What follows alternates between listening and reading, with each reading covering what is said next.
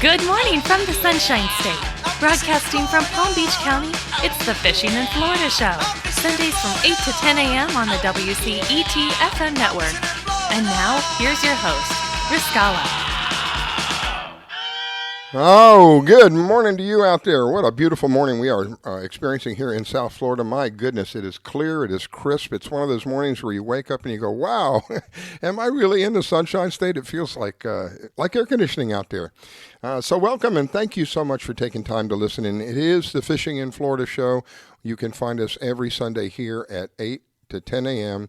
on the WCET network, and we are picking up some new affiliates. We've got KYAH out of Utah. We've got High Point Radio out of New York, New Jersey, and Connecticut, connecting the tri-state area there.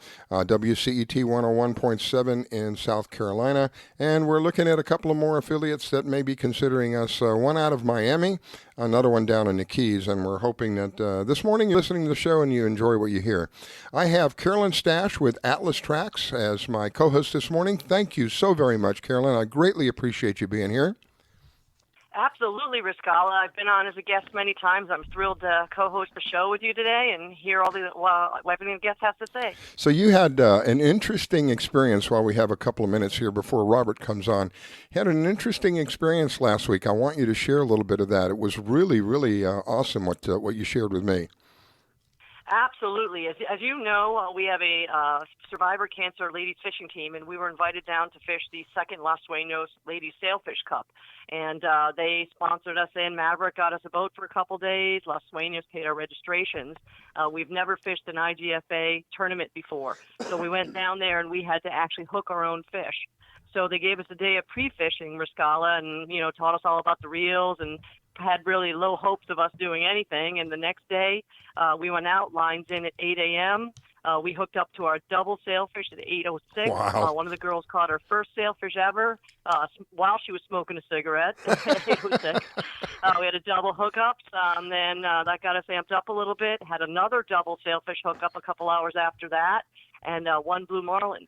So the great thing is we led the tournament as underdogs for 6 hours, and then, of course, ended up finishing fifth with some of these powerhouse ladies teams that are down there for months and months fishing with their husbands. But we just had a hoot. I mean, it was a real good time, and, it's just amazing to get out there and forget about everything but fishing. I know for me, there is a serenity, I think would be a correct word.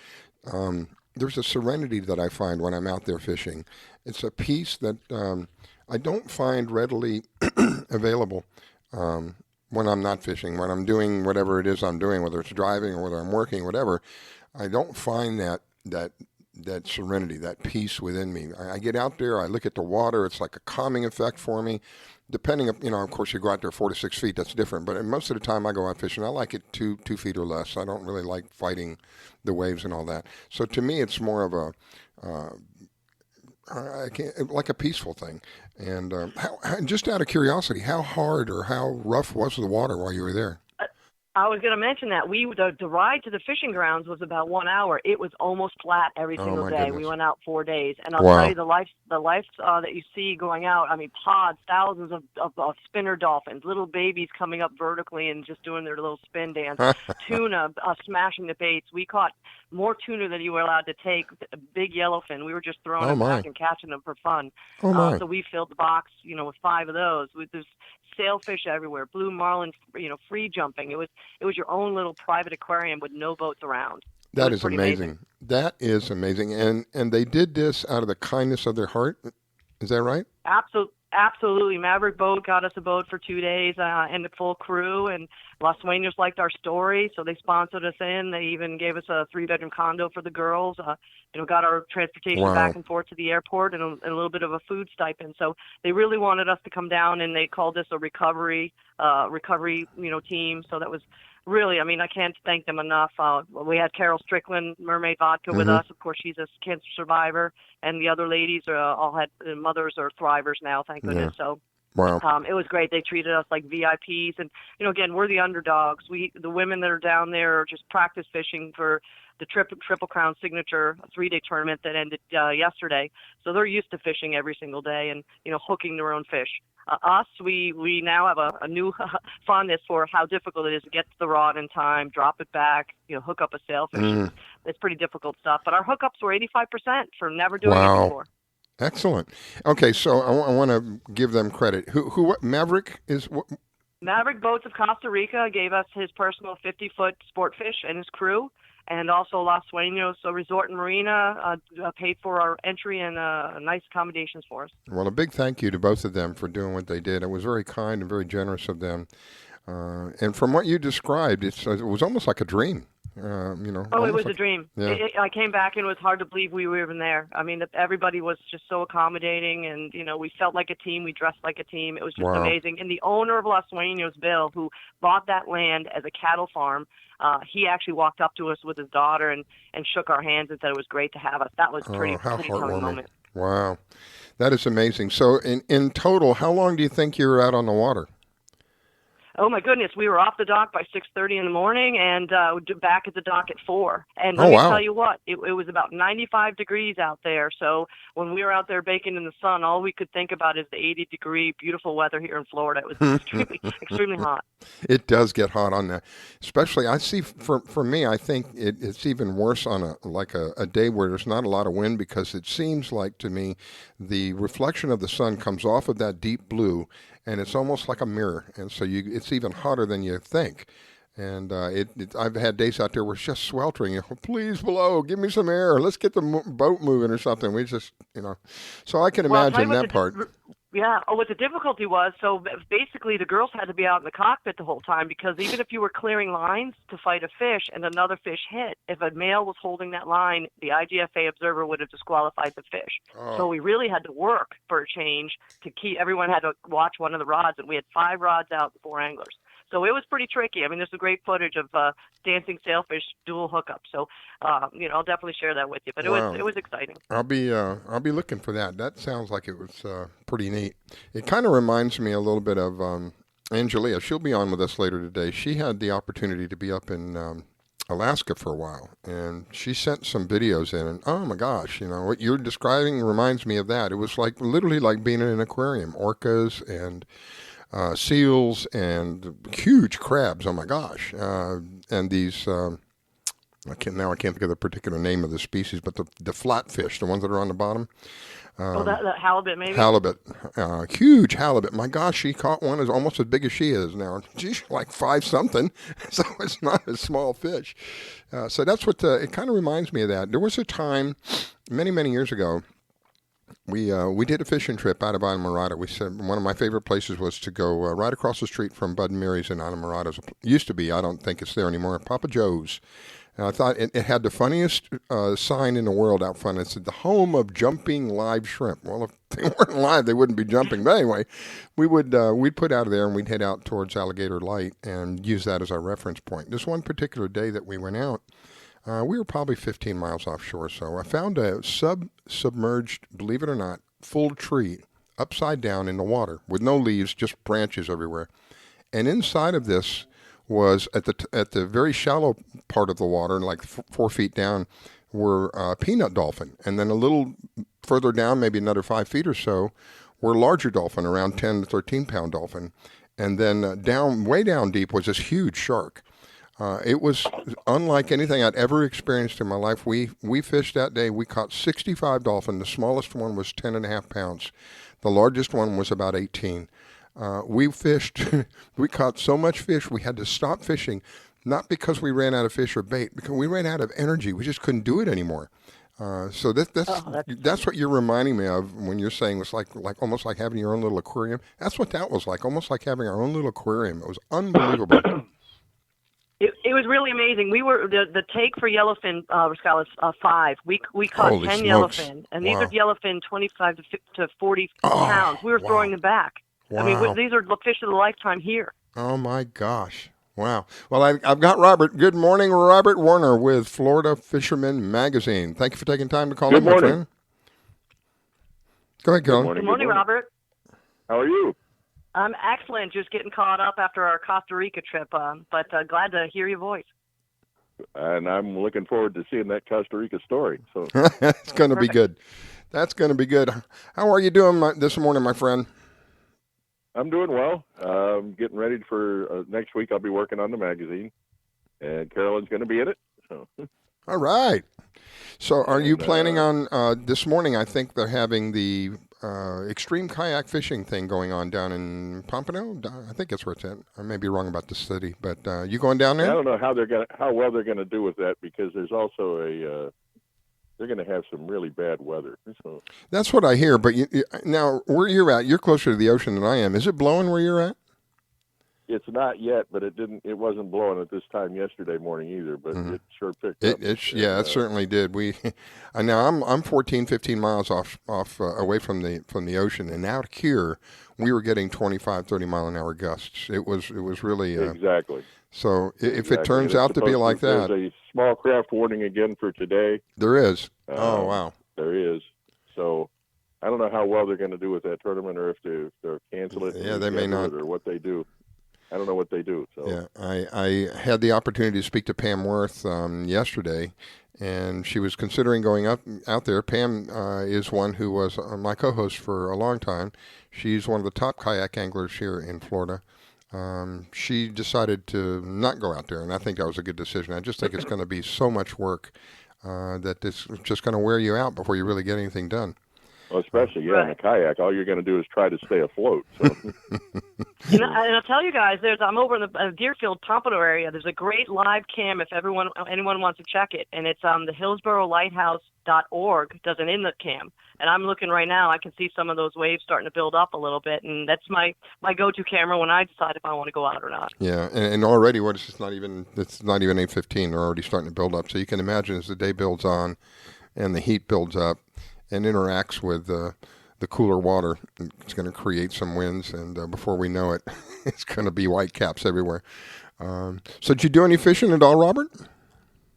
I have not. I have not been out in too long, and as soon as I'm done with the magazine, I'm leaving. So we're going to have a career counseling, Robert. I know. I need some sort of counseling, and I need help. But I like the sticker. I will be out on the water as soon as this magazine is finished. So I like the sticker that says, "You don't need therapy. You need to go fishing." That's right. That's what we need to do. We need to go fishing. And I do badly. So. Oh well, let me know. Give me an update. I thought you were going to go see the Arnolds, or am I mistaken? I did. That was a few weeks ago, though. Oh, okay. I went up there. Very nice people, Robert, by the way. Robert, what would be your fishing of choice? If you could get out there right now, what would you be shooting for? If I could get out there right now, I would. Grouper season ended, so it wouldn't be that. But the snapper bite has just been ridiculous down in the Keys. I don't know if you'd noticed if you follow Two Kongs charters, but I don't know where he found these mutton snappers that he caught yesterday, but they were like dinosaurs. They were huge. Oh, he had two of them? Actually, the 3 blips on the radar from these fish showed on the radar is huge. Holy smokes. Was this guy that was holding 2 of them? Was that the one, the picture? Was he holding 2 of them? He had one. He was holding 2. They got 2 of the 3 that showed up on his fish finder. Yeah, they were gorgeous looking fish. Oh. And they were huge, just beautiful. And I love to eat mutton snappers, so that's probably where I would be. So yeah. We'll have Angelia on in a little while. She can tell us how it's still moving down there. I think that she told me earlier in the week that snapper was just hot, really, really going strong down there. Yeah, it apparently is, because it's not just them. It's yellowtail and the mangroves, and I saw some huge mangrove snapper coming this week. So wow. And when you're fishing for these guys, what kind of bait do you like to use? All sorts of things. Actually, there's a trick to mutton snapper if you ever get a hold of it. Amberjack roe is like candy to mutton snapper if you get a hold of any. It's unless you happen to catch an amberjack, you won't be using that. So any sort of cut bait normally works. Or I've seen a couple of muttons caught on slow trolling, deep diving plugs. So wow. What's the ideal depth to get those, Robert? About 90 feet. 90 feet, yeah. Right around there.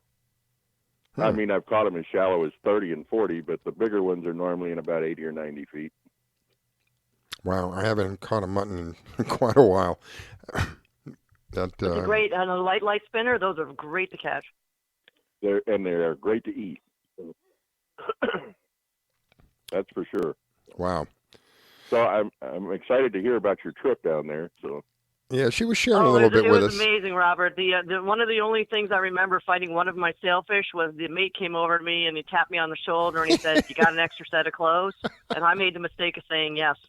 So with that in mind, the captain started backing down toward my fish and filled the cockpit with water and soaked me. And so we got a real nice sailfish to the boat. And I'll tell you what they do. These guys at nice enough to give you a warning. So.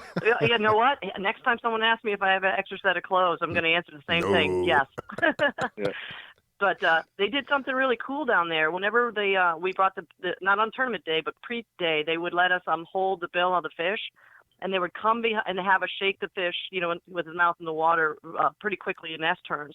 They would from behind the fish, slow motion camera, the fin full up, beautiful blue, just kind of flapping in the wind in a slow motion format.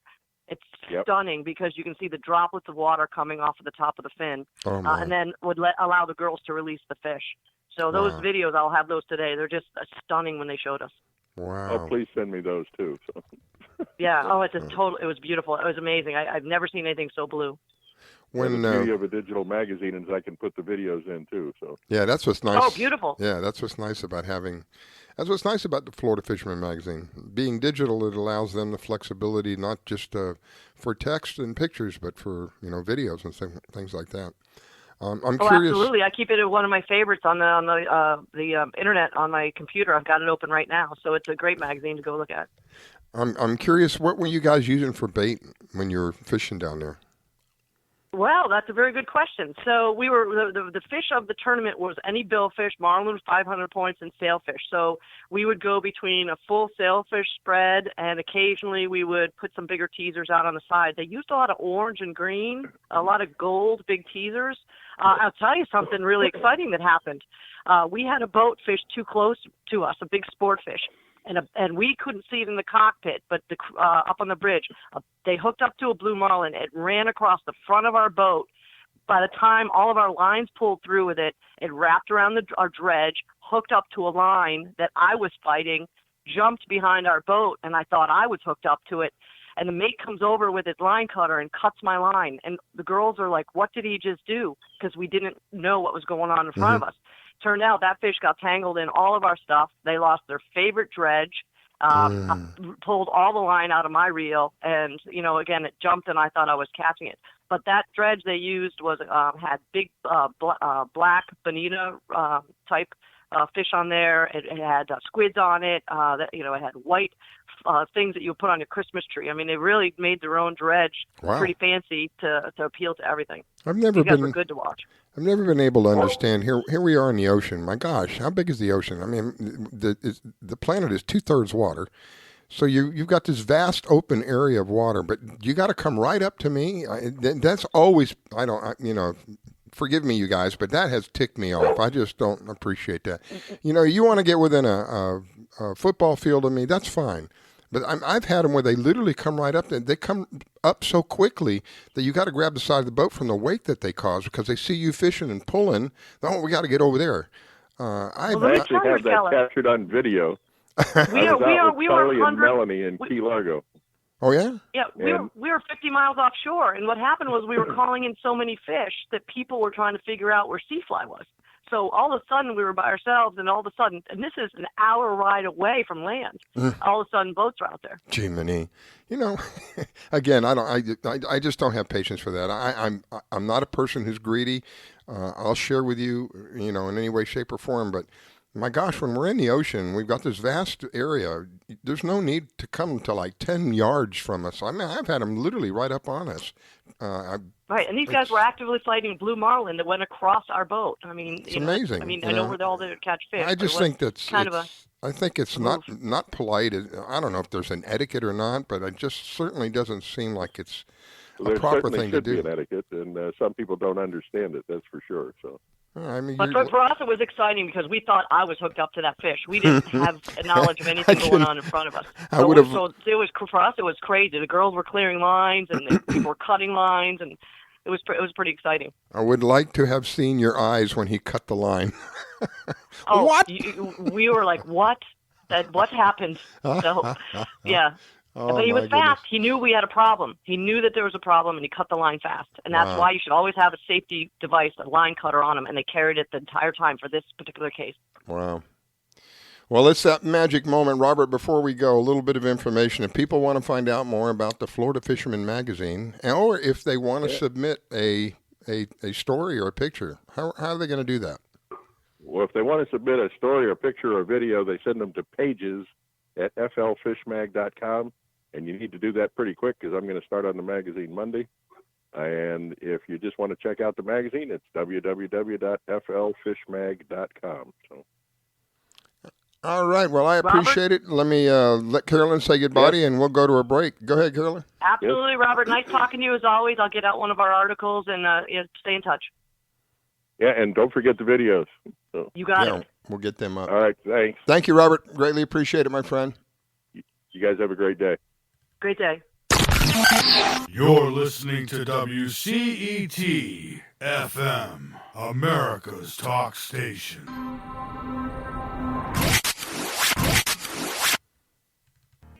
Thinking of moving? Before you do anything else, call Diane Whittick. She provides a concierge service. Things like having your home or condo packed and shipped, even take care of your home repairs or upgrades. Diane has the expertise to get it done. As a seller, you will have constant contact. She will furnish you with bids on any services that might need completion: air conditioning, plumbing, handyman, and even cleaning. Living up north and have a home to sell here in South Florida? Just give her the keys, address, and a signature. Your payment will be wired when the property is sold. That's right, Diane does it all. Thinking of buying? Diane has great listening skills. Tell her what you want, give her your budget, and like a genie, she will make your real estate wish come true. There's no regrets when you choose Diane Whittick. To reach Diane, call 561-247-5478. That's 561-247-5478. Do you own a laser printer, copier, or a fax? Well then, listen close to this announcement. Laser Technologies has been providing high-quality, frustration-free toner cartridges that are guaranteed not to harm your equipment for over 20 years. Laser Technologies will save you on your supplies with high quality and fast delivery. Savings up to 50%.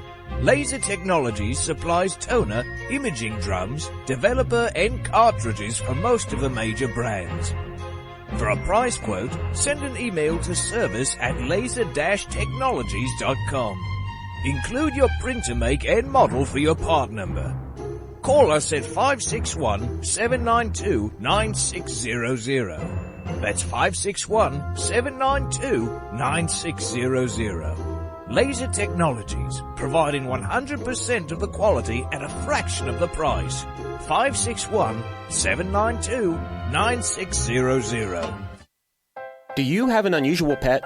Did you know that the Rainforest Clinic in Loxahatchee specializes in exotic pets? They see pets that other vets don't. Parrots and chickens, ducks, geese, turtles, snakes, goats, pigs, lizards, and even monkeys. Are you a beekeeper? Dr. Clubb, the first of her kind in the area? Yes, she takes care of bees as well. Dr. Susan Clubb has decades of experience and known around the world for her reputation as a premier avian vet. Located at 3319 E Road in Loxahatchee, just a short distance north of Okeechobee Road, you will find a modern clinic with in-house labs which allow you to get your test answers quickly. You can find them online at www.susanclub.com. That's www.susanclubb.com.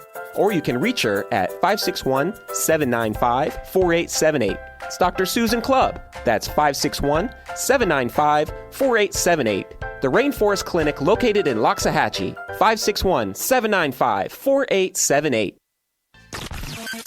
While other stations just talk a good game, we win it. Hey, sounds like somebody's having a lot of fun. I grab my fishing pole and cast it in the water. That fish until dawn. Oh my, I caught a shark. I'm fishing in Florida, where the sun shines all day. I just caught me a grouper, so I'm fishing in Florida. Oh yeah, fishing in Florida. Good morning from the Sunshine State. Broadcasting from Palm Beach County, it's the Fishing in Florida Show. Sundays from 8 to 10 a.m. on the WCET FM network. And now, here's your host, Riscala. All right, we are back. It is the Fishing in Florida Show. Good morning to you if you're just joining us.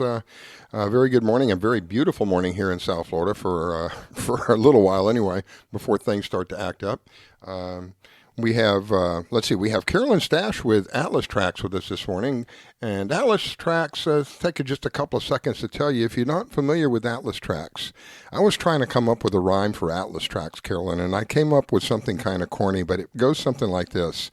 If you want to protect what you have to the max, get a hold of Carolyn at Atlas Trax. How's that?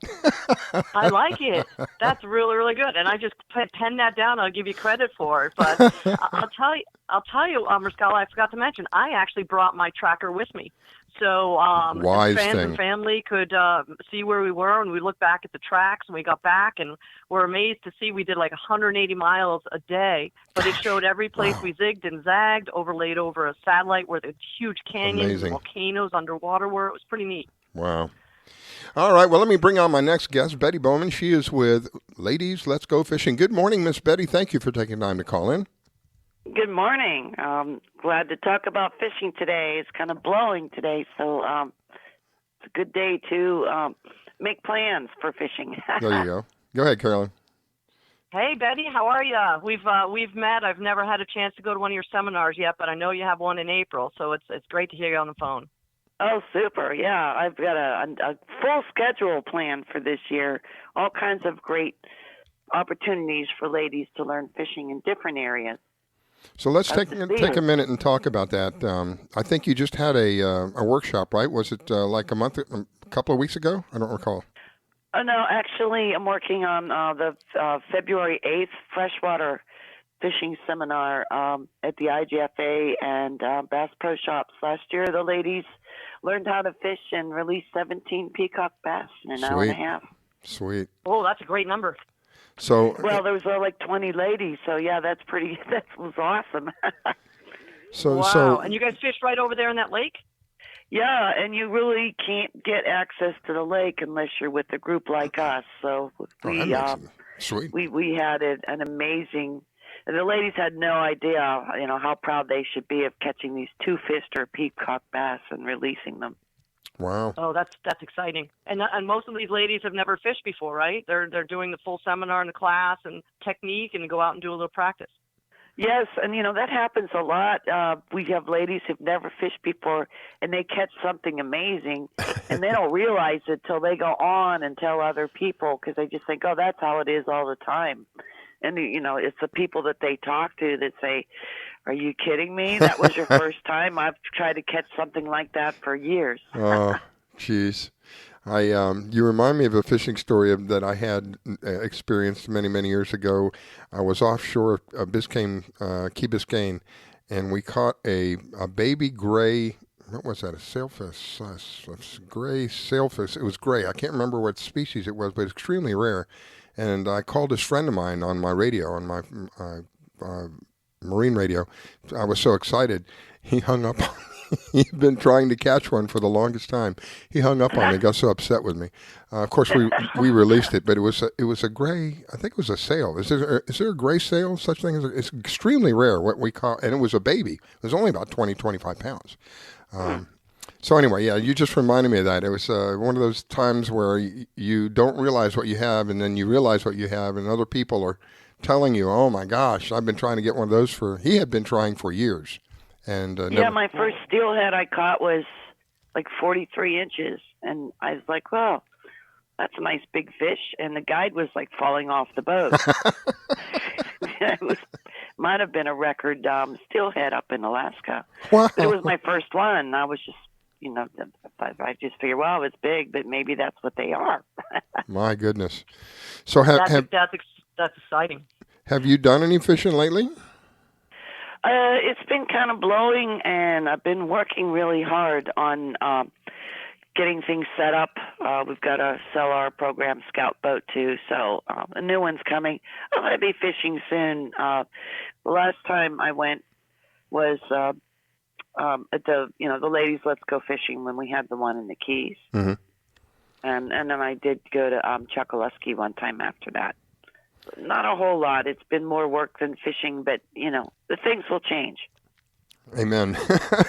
So tell me, Betty, a typical, how many ladies are typically in your classes? I mean, is there an average amount? And, it's great that you're doing that so the women can be a little less anxious about going fishing and learning fishing. Typically, how many ladies are in your class? It depends on the venue, and for instance, if we're fishing from land, how much space we have to fish and rods and reels. We only do a couple where we fish from land, and that's this freshwater one coming up in South Florida, and then we did a surf fishing. I didn't mention that. That was fun in St. Augustine. So that one is only 10 to 20. When I do the regular weekend seminars, like the offshore seminar, we have more space, but we probably can only take about 35 to 40 for the South Florida one there. The Keys events, I can take 50 or 60, and we usually get it. So it's anywhere from 10 to 60. We've had up to 160, but that's when we had the entire main hall at the IGFA. My goodness. Wow. So I've had a girlfriend that took your class down in Islamorada. So how does that offshore class work? So you have the class, and then you pair up the girls to go actually out on sport fishes? Is that how that works? Yeah, the way it works is that we have the networking events, so they meet the other ladies. It goes over a weekend. Like Friday night, we have the kickoff party, and some of the other ones are like that too. Saturday, we have the sit-down classes on inshore, offshore, and then we have a fishing basics class, basics of the equipment, the rod and reel, and how it works. And then we have usually lunch, and then after that, then I have guides that come in, usually one guide per 10 people, and they practice hands-on skills inside and outside, like knot tying, different kinds of knots, line to leader, hook to line, how to use lures, how to dehook fish, conservation. We're heavy on conservation. And then outside we have, casting, spin casting, fly casting when we can, trailer backing when we can. We bring them the scout boat for them to, learn the parts of the boat. And then the last day is fishing. Some events have more than one day, but they sign up way in advance for the fishing because the guides are not sitting at the dock waiting. I have to book them before somebody else does. Mm. So they pay for that. And those rates are pretty much all over the place. Depends, if you want to fish party boat, that's the least expensive. Offshore is the most expensive. Inshore is about the same price as offshore now. Those have gone way up. Wow. And we put them on boats so they have a chance to practice what they just learned and realize, well, there's more to learn. You can't learn it all in one weekend, but you can certainly get a leg up, build your confidence, and, kind of break the ice so that, you can go fishing and you know where to go from here. You know where to get the information you need to propel your journey through fishing. Or they come back for another one. You know what I like about your class? It could be any skill level. If you're an expert fisherman, you can come sit in and refine your skills. If you're a beginner, you're surrounded by other beginners, so you don't get quite so anxious. Because I know when I started fishing, even last weekend in Costa Rica, we had to hook our own fish. We've never done that before. So with a little bit, when the reel would go off, all four of the girls would look at each other and see who was going to go for it first because you're a little nervous about it. So this is a great venue for women to get out there of all ages and really not be afraid of the equipment. So I'm glad you're doing what you're doing. Well, thanks. And one thing they need to realize is they might not catch a fish. I can't guarantee it. I always have fish caught during Ladies Let's Go Fishing. Rarely do I have a boat come back with no fish. But it's a learning experience. So if you're not the one on the rod or say, you blow your fish and somebody else catches theirs, you're learning. You're watching what they're doing. You're watching what the captain's doing, listening to his strategy. What lures is he using? What knots is he tying? What kind of line? What kind of rods? And then, you retain so much from that experience, it's mind-blowing. What I like, Right. what I like about Miss Betty, what she does is not only does she teach you how to fish, she teaches you how to cook the fish. She teaches you how to cook the fish. So it's literally A to Z with her. Literally from the line to the reel to the rod to the bait to the putting it in the water to the catching the fish to preparing the fish. I mean, I don't think she's missed a beat anywhere in there. You're still teaching people about the cooking part, right? Well, we have a fish cooking class on February 27th in South Florida. Yep. We talk about cooking, but we don't really teach cooking at every event because there's not enough time. Yeah. There's barely enough time to really go over the basics. I learned something new at every event. But, we have a class with several stations, kind of like Master Chef, without the yelling. And actually, I went last year. Last year was the first time we did it, and it's at Lenore Ryan Cooking School in Lauderdale by the Sea. And it actually changed the way I cooked fish. Wow. I've been cooking fish for years, but I learned a few different tips, and now that's the way I cook fish. Mm-hmm. So, Sharon, now you got my curiosity. Give me one of those tips. What did you learn? Okay, when I'm cooking a fish and I'm using, say, some garlic and capers, just simple stuff, I used to just put it all in the pan, cook the fish, take it out. But now what I do, whether I'm using panko or just searing the fish, is I take the fish out just before it's done cooking. Then I put the capers, the garlic, any other, onions, whatever. And then I saute that really quick. Then I put some butter in it. And I swirl that around. And then, in the meantime, the fish is in the oven or it's just resting. And then I pour that over the fish when I serve it instead of cooking the fish with it. Oh, that's a great idea. Gives it that creamy, flavor, if you're using herbs or whatever.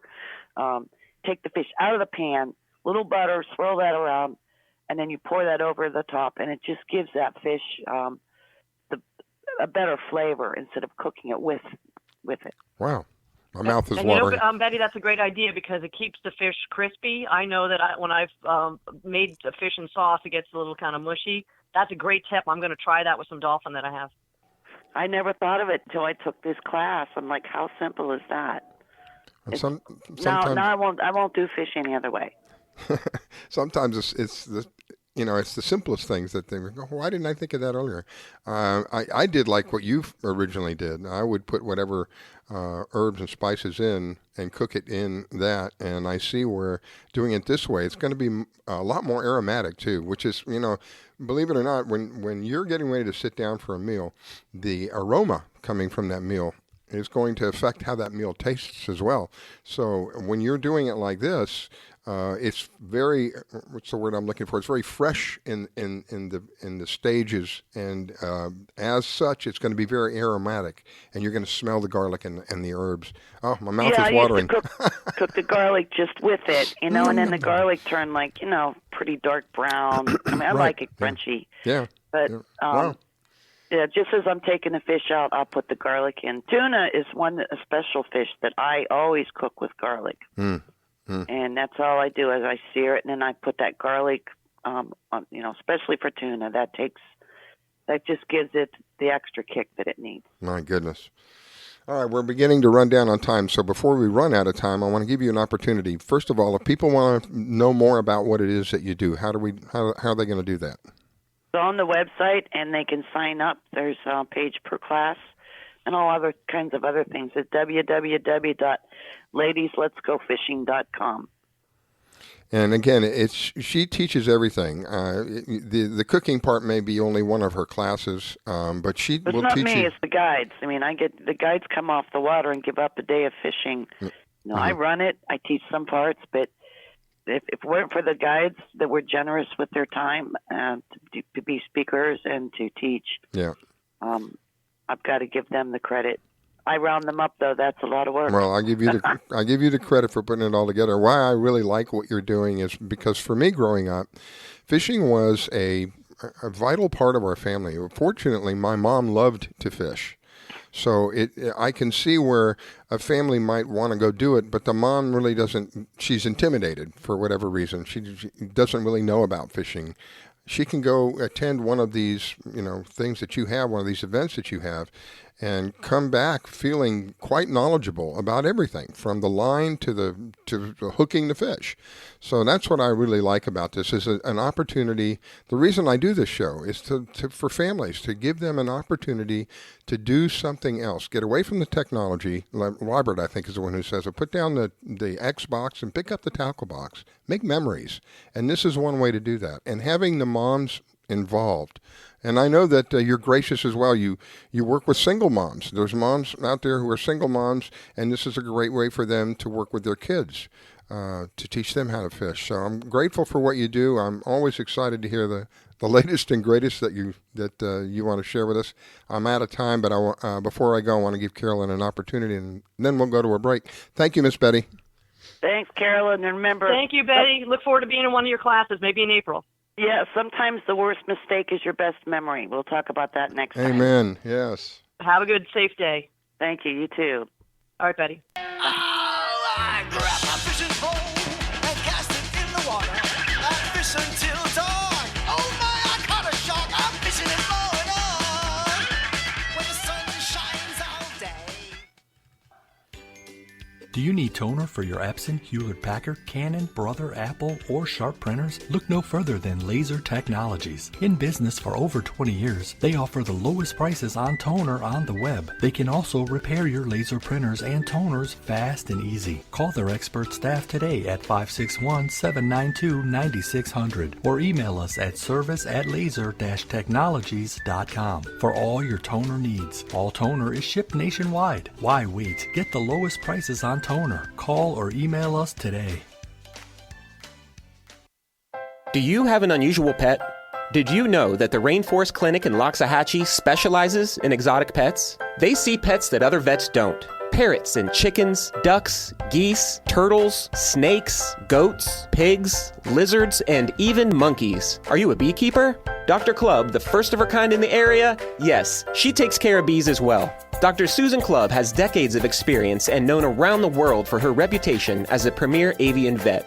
Located at 3319 E Road in Loxahatchee, just a short distance north of Okeechobee Road, you will find a modern clinic with in-house labs, which allow you to get your test answers quickly. You can find them online at www.susanclub.com. That's www.susanclubb.com. Or you can reach her at 561-795-4878. It's Dr. Susan Clubb. That's 561-795-4878. The Rainforest Clinic located in Loxahatchee. 561-795-4878. Thinking of moving? Before you do anything else, call Diane Whittick. She provides a concierge service. Things like having your home or condo packed and shipped, even take care of your home repairs or upgrades. Diane has the expertise to get it done. As a seller, you will have constant contact. She will furnish you with bids on any services that might need completion: air conditioning, plumbing, handyman, and even cleaning. Living up north and have a home to sell here in South Florida? Just give her the keys, address, and a signature. Your payment will be wired when the property is sold. That's right, Diane does it all. Thinking of buying? Diane has great listening skills. Tell her what you want, give her your budget, and like a genie, she will make your real estate wish come true. There's no regrets when you choose Diane Whittick. To reach Diane, call 561-247-5478. That's 561-247-5478. Want to give your pet the celebrity treatment? Have you heard of Holly Wolf Pet Grooming and Care in Royal Palm Beach? They're located just off State Road 7 and have been servicing the area for 14 years. Holly Wolf Pet Grooming and Care is the home of the Blueberry Facial, also specializing in tartar removal with 8 years of assisting in dental procedures. Holly Wolf Pet Grooming and Care? They're more than just about dogs. They are the only experienced cat groomer in the area. They also cater to all breeds and sizes and open 6 days a week. Holly Wolf Pet Grooming and Care, located just north of the Super Walmart in Royal Palm Beach. You can find them at 250 Business Parkway. They specialize in shampoos with no extra charge. Flea and tick dips also available. Holly Wolf Pet Grooming and Care. You can give them a call at 561-793-9992. They also provide gift certificates for those looking for that special present. Holly Wolf Pet Grooming and Care. 561-793-9992. While other stations just talk a good game, we win it. Hey, sounds like somebody's having a lot of fun. I grab my fishing pole and cast it in the water. I fish until dawn. Oh my, I caught a shark. I'm fishing it more and on. When the sun shines all day. It just caught me a grouper. So I'm fishing it more and on. Oh yeah. Fishing it more and on. Good morning from the Sunshine State. Broadcasting from Palm Beach County, it's the Fishing in Florida Show. Sundays from 8 to 10 a.m. on the WCET FM network. And now, here's your host, Riscala. All right, we are back. It is the Fishing in Florida Show. I don't know what is going on with my voice this morning. One of the things that I have had the honor and pleasure of, the only time I would drink coffee would be Sunday morning because I'm up late Saturday night doing something else and doing a different show. And I typically get to sleep at about 12:30, and I wake up at around 6:30 in the morning on Sunday. And I needed that coffee to keep me going. But those of you who may or may not know, in March of last year, I had to have emergency heart surgery. And ever since then, I haven't needed the coffee. But I can see where that warm liquid going down your throat helps clear your throat in the morning because I drink a little bit of water and that's it, and then I'm on the air. So this morning it's kind of giving me a little bit of a fit, but it's okay. This morning I have Carolyn Stash. She is with Atlas Trax. Carolyn, thank you so much for taking the time to call in and co-host with me. I greatly appreciate it. Doing a jam-up job, by the way. Thank you. Oh, absolutely. I wouldn't miss it for anything. I'd be listening to the show anyways. I might as well hang out and participate with you. Oh, God bless you. And my next guest is Mike Simko. Mike is a gentleman that I owe a great deal of appreciation to. He has educated me tremendously in the ways of kite fishing. I was so ignorant about kite fishing and came to find out that using a kite can dramatically change the odds of you, if you're out there offshore, the odds of you catching something. Good morning, Mike. Thank you for taking time to call in, my friend. Good morning, Riscala and Carolyn. How you guys today? Good morning, Mike. I'm thrilled to hear what you can tell us about kite fishing. I was telling Riscala earlier, I'm so bad at kite fishing, I might as well just throw it in the water and just get it over with. I've tried deploying kites and wrapping them around the outriggers, so I'm looking forward to what you have to say. Oh, fantastic. Well, I try to simplify it a little bit, so hopefully take some of the misnomers about it out of the whole application. So what's going on with you guys today? Oh, wait, you're here in West Palm, right? I'm in West Palm today, and today is the end of probably the third major sailfish tournament of the season. As they've kind of hit, they've hit on some of this weather, this really bad weather. I don't know if you guys have seen, but 40-mile-an-hour gusts last week in the Silver Sailfish Derby. Same thing, the last 2 days at Operation Sailfish. Wow. I mean, it's tested everybody's equipment and certainly tested the boats. And stamina. Don't forget the stamina. My gosh, that's like fighting a war out there. How high were the seas? When I fished the Derby last week, we had some rogue waves that were way over 11, 12 feet. Lord have mercy. I had one actually, kind of a scary moment. First time ever. I had one break over my T-top. So, oh my gosh, that was fun. Wow. Yeah, it was amazing. But hey, the good news is the boat handled it well. My crew was, kind of laughed about it, but it was a test of all of our equipment, particularly kites. It's easy to go out there and fly a kite when the wind is nice and light, 10 to 15 miles an hour. That's easy to get a kite up in that. But when they're gusting, like they were this last couple of weeks, up to 40 knots, that'll test every part of the kite. So I was pleased to have some good equipment and also the kite reels. If you can imagine trying to bring a kite back in to check a bait or to replace a bait, it's really something. So, Yeah, and I'll tell you, Mike, I had the ability to fish with the guys at Real Captivating a few times, and I watched them deploy the kites. And boy, you guys have to know which one, what color, red, green, with holes, without holes. If you've got gusting conditions, you guys have to be top notch and know what you're deploying out, because once it's out there and you hang your baits, you're committed to that kite for a while. Carolyn, what a small world. That's my other team. I fish on Real Captivating, and I work for Captive One as my primary job. Wayne Jenkins is my boss. Wow. Oh, great team, great guy. Absolutely. We fished the Blue Water Babes 3 times with him. I stole his 39 CV once or twice. Go out and do a little practice fishing. But he lets our ladies team that I have, our breast cancer team, fish his boats all the time. So we're thankful. They let us run the cockpit a little bit more and more. And the next thing the girls want to do is have them let us deploy the kites. Make sure they have enough kites on board, but because we do put them in the water. Oh, yeah, it happens. But listen, that's great. And they're just a great team. I couldn't agree with you more. Oh, absolutely. Well, that's a very small world. But, yeah, absolutely, Mike. So what else do you want to share with us on the kite fishing?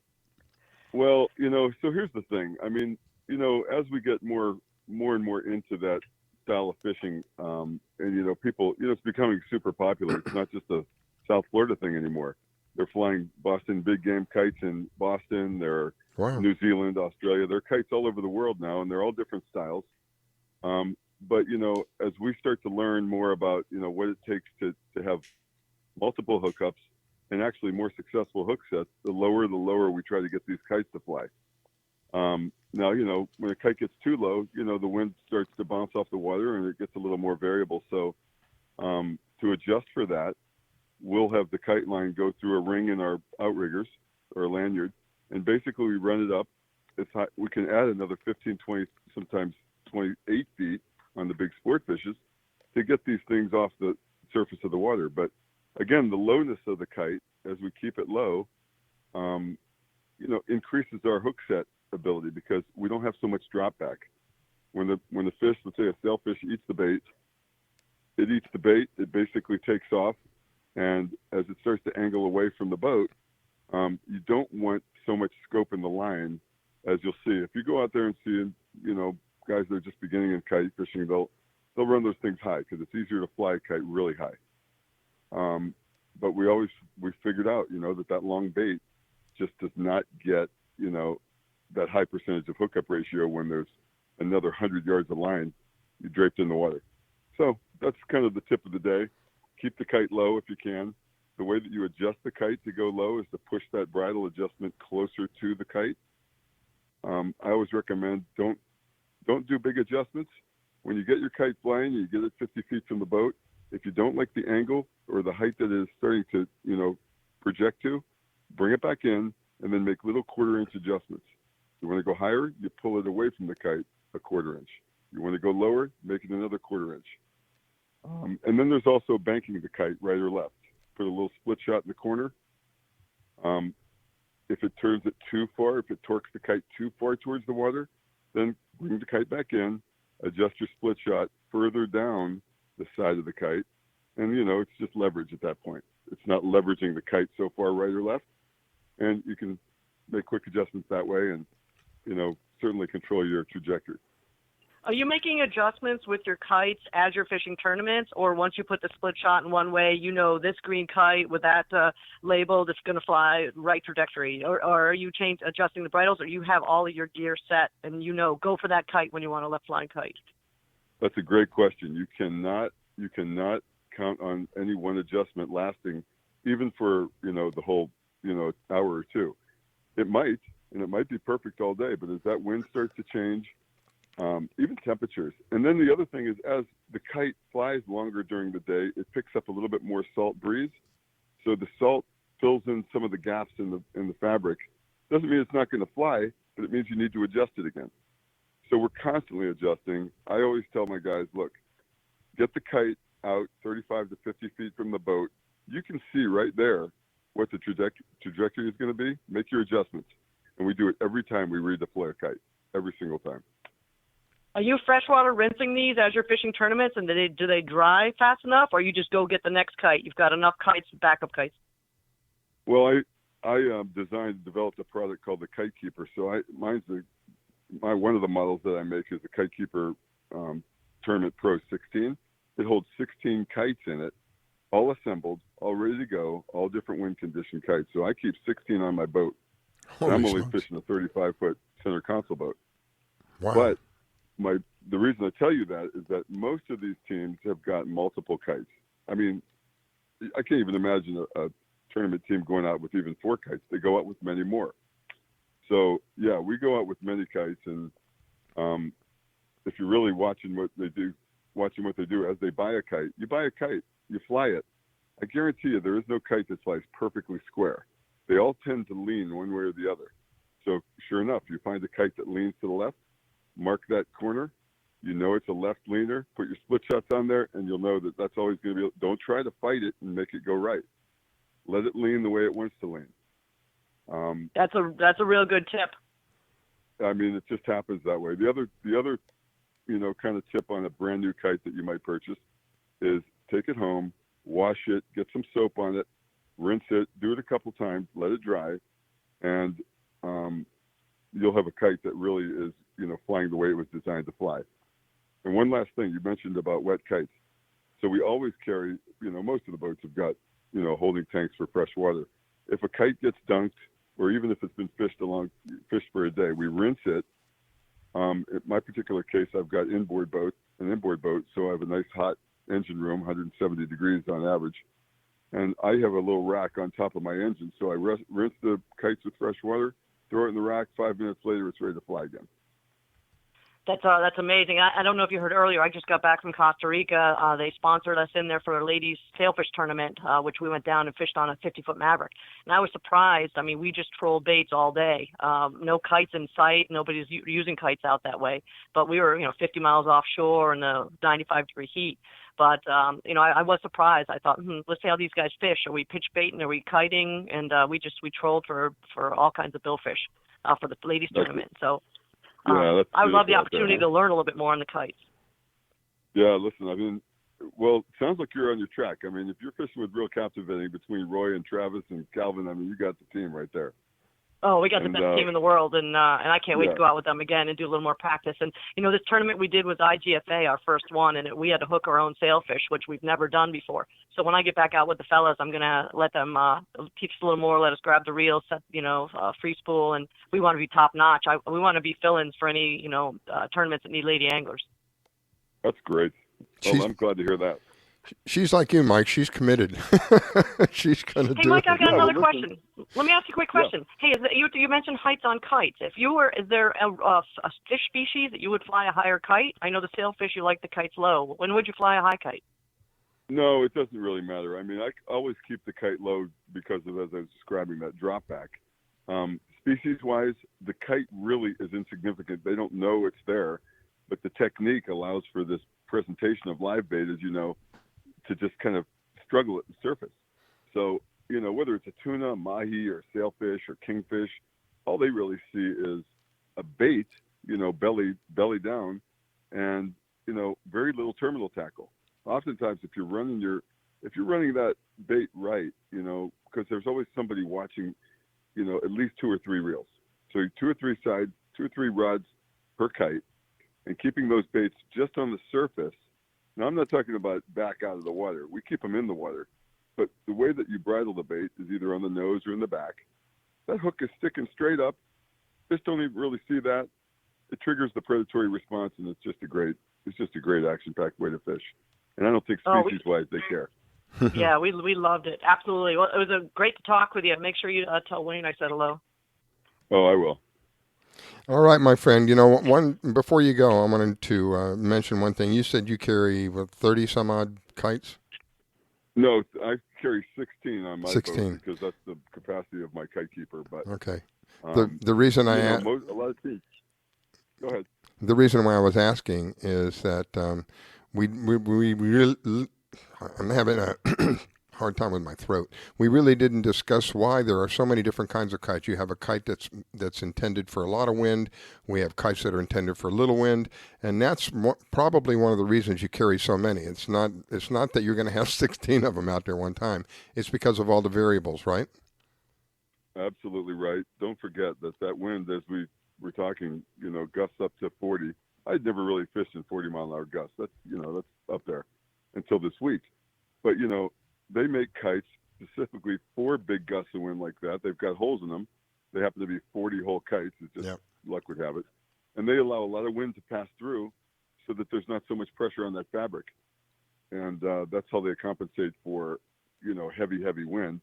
And then of course the lighter kites with a lot of light components, so they're in weight, in total they're very light, but also the material is less permeable, so it grabs more wind. And that's the way that the wind spans, through the various kite models. Mike, how would someone get one of your kite keepers if they wanted to store their kites in a better way? So my website is kitefishing.com, very easy to remember. You can find me on kitefishing.com, also on Facebook, Kite Fishing Experts, like Simko, and pretty easy to find me. And we'll do the basic models. There's a 4, there's a Tournament 8, and there's a Tournament Pro 16, and I'll even do custom ones for the guys and ladies. Great. Well, I look forward to meeting you, and maybe you can get the ladies out and teach us a little bit on how to fly some kites next time we're in Palm Beach. Sounds like a great time. All right, my friend. We are completely out of time. Let me let Carolyn say goodbye, and we'll go off to a break. Thank you, Mike. Greatly appreciate it, my friend. Mike, thanks for both. being on the show today and teaching me a little bit. My pleasure. Thank you.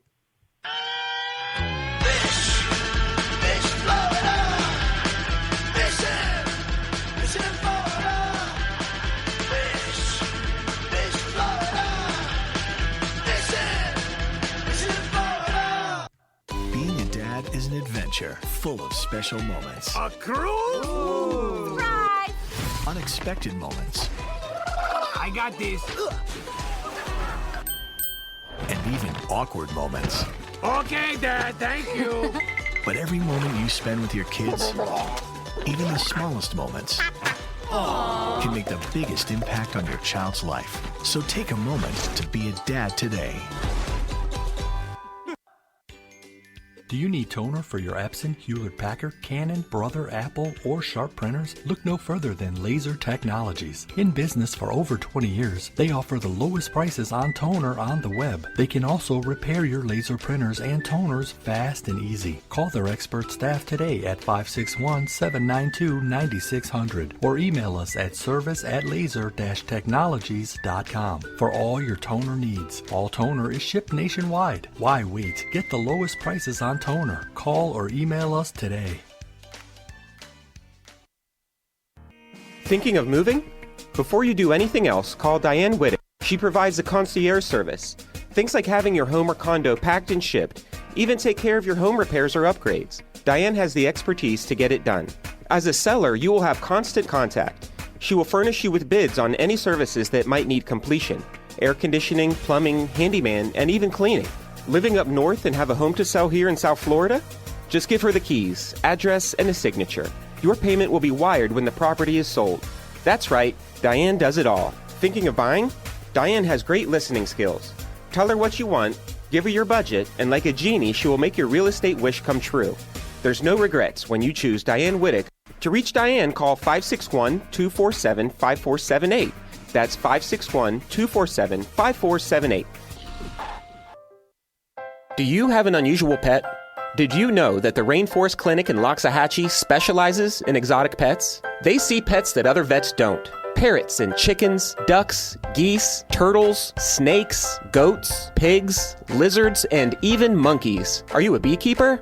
Dr. Clubb, the first of her kind in the area? Yes, she takes care of bees as well. Dr. Susan Clubb has decades of experience and known around the world for her reputation as a premier avian vet. Located at 3319 E Road in Loxahatchee, just a short distance north of Okeechobee Road, you will find a modern clinic with in-house labs, which allow you to get your test answers quickly. You can find them online at www.susanclub.com. That's www.susanclubb.com.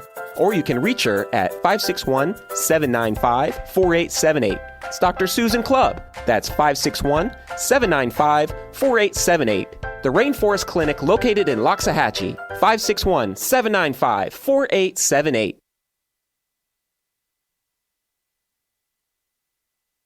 I grab my fishing pole and cast it in the water. I until dawn. Oh my, I caught a shark. I'm fishing and blowing on. When the sun shines all day. I just caught me a grouper. So fishing and blowing on. Oh yeah. Fishing and blowing on. Good morning from the Sunshine State. Broadcasting from Palm Beach County, it's the Fishing in Florida Show. Sundays from 8 to 10 a.m. on the WCET FM network. And now, here's your host, Riscala. All right, if my equipment will operate here. There we go. Welcome. It is the Fishing in Florida Show. Good morning to you. If you're just joining us, you missed out on a whole bunch. But not to worry, because we will have an archive set up. This morning, I have the opportunity of having Carolyn Stash. She is with Atlas Trax. And Atlas Trax, if you're not familiar with Atlas Trax, it's something that you really should consider. If you want to protect your stuff to the max, call Carolyn at Atlas Trax. I just came up with that. How's that for a rhyme? Riscala, that's a good one, and I'm going to have to borrow that with your permission. That's a great tagline. I really appreciate it. And as you know, we specialize in tracking assets, GPS tracking, and if your guests might not know yet, we went out to Costa Rica last week and brought one with us just to make sure that we had some good tracks of our tournament, and also family and friends could find us if we were overdue or with limited cell phone. It is amazing technology. All right, let me bring on my next host, next guest. Oh my gosh, you can tell. I try not to drink coffee. I'm doing real good, but every once in a while, the brain just the mouth works faster than the brain can control it. Let me bring on my next. That's fine, I'll help you out. Don't worry. Let me bring on my next guest, Captain Neill. Captain Neill is with Ocean Aid 360. This morning, he's going to share a little bit with us. Good morning, my friend. Hey, Riscala, good morning to you and Carolyn. How's it going? Good morning, Captain Neill. Happy to have you on the show. Thanks so much. And so I asked Captain Neill to come on and kind of share with us a little bit. I'm going to give you the floor there, and you take it on. Sure. Well, Riscala, as I talked to you a little bit about on the sidelines this week, I had a unique opportunity to go over and participate in the Clearwater Marine Aquarium's 2020 Mammal Stranding Conference. And I know that sounds like a mouthful, but basically it brings together marine biologists and other forms of marine scientists together and under one roof to take part in some seminars, which would lead to more efficient responses when dolphins, whales, manatees become stranded along the Florida coastlines and the coastlines of other states and the Caribbean islands as well. So that was a really neat experience, and I was invited to come and speak with them about how to find and win federal support for their scientific projects. Oh, cool. Well, I know that you're in. What I really enjoy hearing from you about is the work that you do on the environment, the commitment that you have to making it better. And of course, when we're talking about the environment and we're working on making the environment better, everybody wins. And that's what I really enjoy. I enjoy hearing stories about where everybody benefits. And Ocean Aid 360 is one of those organizations where everybody benefits. Now, this is kind of a unique turn where, are they going to have a special response team? God forbid a whale washes up or porpoise washes up. There's going to be a team that's going to be focused on, dedicated for that? Yes, there sure is. And it already exists, actually. Oh. Together with the FWC and state fishery managers, those response teams exist, and they had the occasion to mobilize one of those teams toward the I guess it would be the summer or so of 2019 in response to the stranding of 3 pilot whales near Clearwater Beach and the Dunedin area over here on the west central area. Wow. So, it's important to have those things kind of in position and ready to go when they're needed, because when a stranding occurs, of course, or an event like that, that's not the time to start setting those processes in place, If somebody, God forbid that this happens, but if somebody sees something like this, who do you call? You call the police? They call the FWC. That's the best way to go. I don't have that number on hand at the moment, but it's readily available. Okay. Through Google or anything like that. All right. So my question is this primarily a Florida organization? Are you guys South Florida or?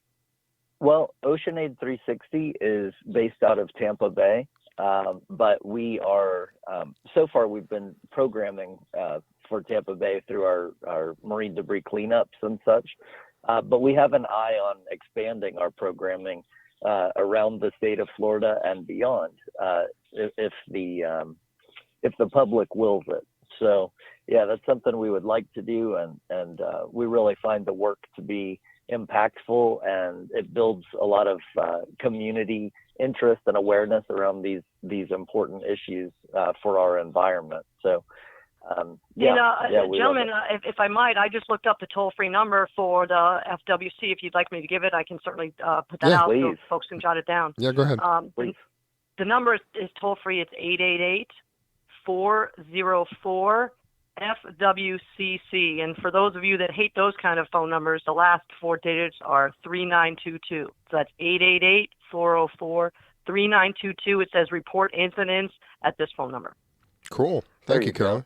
And Carolyn, as Roscala will know, I run a fishing charter company out of St. Petersburg, and I've had the opportunity, especially in the wake of the red tide events that occurred last year, I had the opportunity to report some sea turtle sightings where sea turtles had experienced a boat strike or might have been found, unfortunately, dead due to the red tide. And FWC is very interested in knowing about those kinds of sightings as well. So I would urge your listeners to keep them informed and feel free to call that number and let them know, because it's important to them to have that data and know where those kinds of events are occurring. So you mentioned... Well, it's amazing because I had the opportunity to go down to Costa Rica. You were mentioning the dolphin strandings, and there were pods of thousands and thousands and thousands of spinner dolphins, more than the eye can see. So I hate to think about any of these strandings that are, beachside. And let me ask you a question: if someone comes up on a dolphin or something stranded, what can that person do on site there at the beach, at the water? Is there anything that can help extend the life while the FWC is coming? I mean, keep it in the water, cover it up. What are some tips? That's a great question, and I don't profess to be a true expert in this case. As I mentioned, I went and participated in this stranding conference to talk about federal funding and the grant making process that might support this kind of work and operations. But basically, my understanding is that if you were to encounter a situation like that with a stranded dolphin, and the dolphin was still alive, and you had enough of manpower and woman power there on the beach to do something about it, then it would probably be incumbent upon you to go ahead and see what you can do to get the animal back to the water. But if that's impossible, I think the best thing to do is to call FWC and do what you can to keep the animal wet and cool, whether that's by taking your t-shirt off and wetting the t-shirt and draping it over the animal's back, that kind of thing. I think you would want to leave the blowhole exposed, but otherwise you'd want to keep the animal wet, because believe it or not, they're really at risk of sunburn. And that's a major problem for them. If they sit out of the water in full sunlight like that, it damages their skin. Wow. That's a great tip. It doesn't take long. Yeah. It doesn't take long for the sun to beat the snot out of something. We get there are days when I walk my dog early in the morning, every morning just about, this morning as well. But there have been days when I walk out and you can just feel the searing heat from that light coming down. You can feel a distinct difference. When I'm walking, I can feel a distinct difference about when I walk under a tree, that shade, and then get back out in the sunlight again. So you can imagine we're kind of used to it, and our bodies are somewhat acclimated to it. These fish are not. They're used to being in moist environment, which is, and the water is cool in comparison to the heat coming down. So good point. That's Captain right. Neill. Good point. Yeah, sure. So I see on your website you do some other programs too. You do some community programs. You do that's what I like monitoring. About him. Yeah. Good stuff like that. Yep. Yeah, that's right. We've been not only have we been working over this last year in the direct removal of marine debris and derelict fishing gear, such as abandoned crab traps, but we also do some prevention work to inform school children and and school communities and people in our community about the impact of ghost fishing and some simple ways that they can serve to contribute to a positive action, which would prevent marine debris in the future. So we're trying to battle marine debris on all fronts, however we can, and excited to be a part of the solution. And I'll tell you what happened in the Costa Rica trip. There was a huge line that had broke away. We're 50, 60 miles offshore. And these guys are in Costa Rica so conservation conscious. They actually blew up a black garbage bag and tied it to the line. It was too big, like a big ship line. We couldn't bring it in the boat. But they actually tied a little buoy, homemade buoy to it, so others could see it, not get it wrapped around their props until obviously another boat could get by and pick it up. So I was surprised how much they were pulling out of the ocean like that. Yeah, that's great. That's really important to do. And, at this point with the sheer scale of fishing that takes place on both the recreational and the commercial side, you've got everything from those kinds of commercial lines like what you just described to our, Power Pro braid or other kinds of braid that people are fishing with around the mangroves that when you break off on a big snook or you cast your sardine into the bushes and break it off, the line remains there and tangles around the bird's feet. So it's important to, try to organize some little events and everything to get people out to go and collect these items however we can, And you know what was amazing? We chartered a boat for a couple days in Costa Rica, and then we fished a ladies tournament. Do you know they don't even provide water and water bottles on those boats? They give you your own cup of the day, and you fill out of a big cooler. So they're working their best on the plastic situation too. And I never saw that before. I was pretty impressed. I love that. Yeah, I think that's really great. It's something I've tried to implement on my fishing charters as well. Instead of having, every charter beginning with a case of small water bottles, plastic water bottles, I try to provide everybody with a sort of like Nalgene type bottle, so that they have their own water that they can refill throughout the course of the day from a larger jug, So That's I agree. Yeah. Now Hey, Rizkala, I just want to mention to you, I know I told you that we're on a, I don't know if it's a lighter note, but a just different note. We're experiencing some incredible wintertime fishing over here in Tampa Bay. I went out this past week with a couple of fellows that were visiting town and caught some of the biggest mangrove snapper I think I've ever seen. So wow, having a great fishery over here. So Neill, what would be a weight? If you said a mangrove snapper, what would be a weight that would make it big? Well, I don't know the weight of these fish exactly. If I had to guess, I'd say they were something like between, I don't know, maybe up around 5 pounds, something like that. But wow.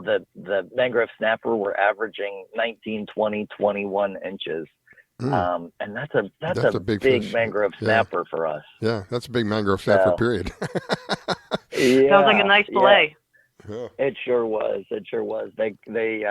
They caught their limit, and we had a great experience. And the snapper fishery here in our area is very healthy. The fish are very abundant, and we have obviously the smaller size, the juvenile fish in our estuary nearer to shore. But I took these fellows out to about 70 feet of water. To a piece of structure that I know, and gosh, it was just covered up in these big snapper. It was really cool.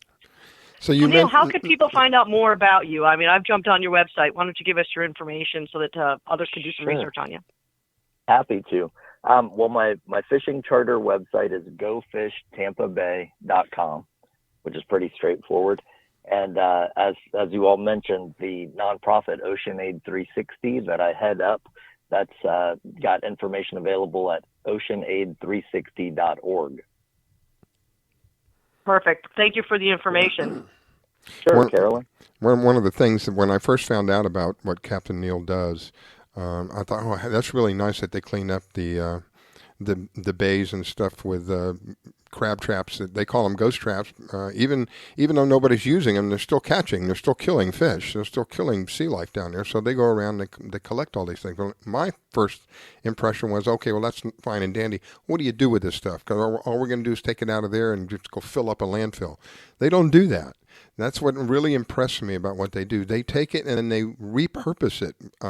So it doesn't end up in a landfill. It gets reused in some areas. It's used for a foundation for oyster beds. In other areas, they rebuild the traps, Captain Neill? I know that I just remember you telling me they reuse everything, right? Yeah, that's exactly right. Early on in our project, we were contacted by one of the fisheries biologists at FWC, and she explained to us that the fisheries managers were looking at setting up some oyster reef pilot projects around the state, and that our blue crab trap materials, with the growth that would be present on them, the barnacles and oysters and that kind of thing, made a great base layer to attract more larval oysters and bivalves and everything to attach to these materials and form a base layer for new oyster reefs. And so we began gathering up all of these trap materials, and we made 2 trips up to the Angelia River up near the Florida-Georgia line, north of Jacksonville, and delivered these traps. And at the end of our project, we had the really wonderful opportunity to go back and see how the trap materials had been carefully placed and staked out near shorelines where water quality was a big issue in the Angelia River, and to go out and see with our own eyes the way that these trap materials were able to recruit more oysters and barnacles and that kind of thing to form this new water filtration mechanism. So it was great. It was just great. I love the idea that you're taking it and then It's not just taking trash out of one place and sticking it somewhere else. It's taking it and making something out of it. And that's really, for me, that's phenomenal because everybody benefits. And I greatly appreciate that. All right, we're out of time. I got to say goodbye to you. I'm going to let Carolyn say goodbye, and we're going to go to break. Thank you so much, Captain Neill, for taking the time to call in and giving us an update. And let me pass over to Carolyn. We'll go to break. Go ahead, Carolyn. Captain Neill, absolutely. Look forward to coming over there and fishing with you. I look forward to it as well. Have a great morning, you all, and a happy Sunday. Thank you, sir. Bye. God bless. Okay, bye-bye.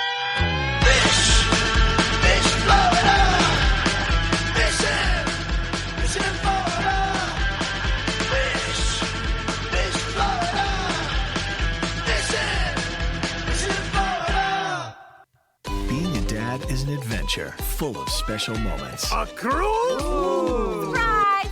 Unexpected moments. I got this. And even awkward moments. Okay, Dad, thank you. But every moment you spend with your kids, even the smallest moments, can make the biggest impact on your child's life. So take a moment to be a dad today. Do you own a laser printer, copier, or a fax? Well then, listen close to this announcement. Laser Technologies has been providing high-quality, frustration-free toner cartridges that are guaranteed not to harm your equipment for over 20 years. Laser Technologies will save you on your supplies with high-quality and fast delivery. Savings up to 50%. Laser Technologies supplies toner, imaging drums, developer and cartridges for most of the major brands. For a price quote, send an email to service@laser-technologies.com. Include your printer make and model for your part number. Call us at 561-792-9600. That's 561-792-9600. Laser Technologies, providing 100% of the quality at a fraction of the price. 561-792-9600. Do you have an unusual pet? Did you know that the Rainforest Clinic in Loxahatchee specializes in exotic pets? They see pets that other vets don't. Parrots and chickens, ducks, geese, turtles, snakes, goats, pigs, lizards, and even monkeys. Are you a beekeeper? Dr. Club, the first of her kind in the area? Yes, she takes care of bees as well. Dr. Susan Clubb has decades of experience and known around the world for her reputation as a premier avian vet. Located at 3319 E Road in Loxahatchee, just a short distance north of Okeechobee Road, you will find a modern clinic with in-house labs, which allow you to get your test answers quickly. You can find them online at www.susanclub.com. That's www.susanclubb.com. Or you can reach her at 561-795-4878. It's Dr. Susan Clubb. That's 561-795-4878. The Rainforest Clinic located in Loxahatchee. 561-795-4878. While other stations just talk a good game, we win it. Hey, sounds like somebody's having a lot of fun. I grab my fishing pole and cast it in the water. I fish until dawn. Oh my, I caught a shark. I'm fishing and blowing on. When the sun shines all day. It just caught me a grouper. So I'm fishing and blowing on. Oh yeah. Fishing and blowing on. Good morning from the Sunshine State. Broadcasting from Palm Beach County, it's the Fishing in Florida Show. Sundays from 8 to 10 a.m. on the WCET FM network. And now, here's your host, Riscala. All right, good morning. Thank you for taking time to join in and let us share with you some of the stuff that we know and some of the things about fishing. All kinds of stuff happening around the South Florida area. If you are somebody who doesn't really care for water, I have bad news for you. You're in the wrong place. We have water three sides on this state, as well as literally tens of thousands of lakes and canals all over the place. Water is probably our second, maybe even our first greatest asset here in Florida. So if you're not doing something with the water, you're missing out, and there's a heck of a lot of it around. This morning, I have the opportunity of having Carolyn Stash with Atlas Trax with us. Good morning, Carolyn. Thank you for sharing with us. I appreciate you taking the time to co-host this morning. Oh, absolutely, Riscala. I'm having a great time, and I'm learning a lot from all of our guests. Cool. And let's see, my next guest, Mike Lindl. Mike is with King of the Glades Tournaments. He puts on a tournament out there in the freshwater area. So we're going to hear a little bit about what's going on in the freshwater area, I hope. Good morning, sir. Good morning. Good morning. Good morning, Mike. How's it going? It's going good. I'm actually fishing a tournament right now up on the Lake Ida Osborne chain up in Delray Beach, Florida. And, we got a bunch of small bass and a lot of peacock bass up here right now biting. Wow. How is the wind? What's the species of choice for these tournaments? Are you going for anything bass? What kind of... For this one here, you're allowed to weigh in 2 peacocks with your 5-fish limit. So we're looking for 3 bass and 2, or 5 big bass. But you're allowed to have 2 peacocks in with the limit. That's great. I've got a ladies team. We primarily fish offshore, but one of the girls is just found out that she is going to be a mama, and she wants to get back in the backcountry, do some bass fishing. So I think she's doing some airboat bass fishing lately too. So we're pretty excited. Yeah, no, the bass are biting out in the Everglades pretty good. The water's dropping real quick, but for those with airboats and stuff, you hit those holes back in the marshes, you got some giant bass back there. How was the wind? Tell me about the tournament you're on. How many days is the tournament? Is it 1 day, 2 day? It's just a 1-day tournament. We're actually getting ready. We're working the canals now. We just wanted to get our limit of peacock bass. And then we're going to head out to the main lakes in Carolina rig and stuff for try to get a bigger bite on the bass. Right. What's the name of this tournament? If people want to look it up, what tournament are you fishing? This one here is the Glades Masters Club. It's next month we're at Sawgrass Park. But I do the King of the Glades, which the next one's at Holiday Park February 2nd, which is a big tournament. And the fish are biting pretty good out there. I got one almost 9 pounds out there 3 weeks ago. Yeah, now I'm on your website right now. I see you have a series. Does somebody have to fish all the different series, or they can just go in and fish one? No, they can come in and fish one. It's open event to everybody. They can fish one or fish them all. It's up to them. We kind of rotate between the Everglades and Okeechobee. Now, is Holiday Park down where the alligators are? Is that Holiday Park? Yes, down at the end. It's all the way out west on Griffin Road. So if somebody wanted to sign up for just that tournament, they can go to your website, which is kotgseries.com, and sign up there? They can go there, but the sign-ups are actually the morning of. So we set up at like 4 a.m. and start signing boats in first thing in the morning. But we already had one tournament up at Okeechobee. It went great, and we're looking forward to fishing the swamp next month. There's going to be some big fish weighed in. The water's dropping quick, and there were so many fish over 8 pounds caught in the flats this year that once that water drops, they're going to be forced out in the canals, and it's just going to continue to get better and better. Wow. Do you have any ladies teams fishing any of these tournaments? Oh, yeah. We have a lot of great lady anglers. A lot of them fish the series. A lot of husband and wife teams do. I think I might be able to send one of our girls your way for that February 2nd tournament. It's going to be fun, and we give away free stuff in a raffle after the tournament and stuff. So it's fun times. Any tips on someone who's not caught a bass before, on a beginner angler tip on what to do? Right now the fish are in transition from the spawn.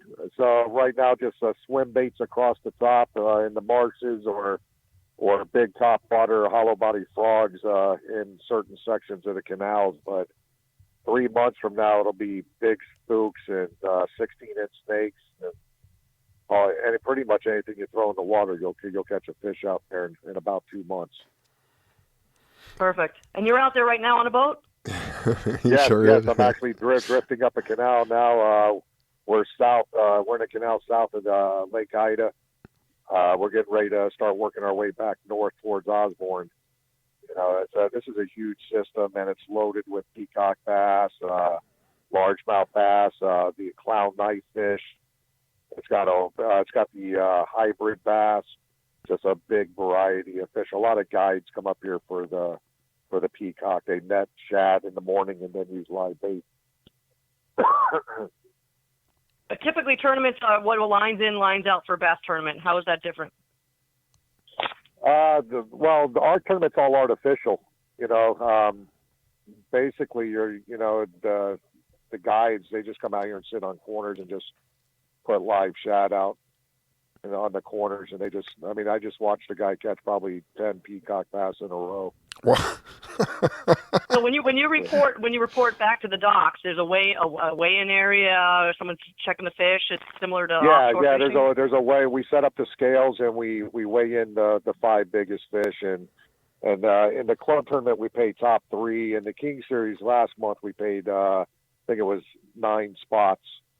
So the more boats, the club is smaller than the King.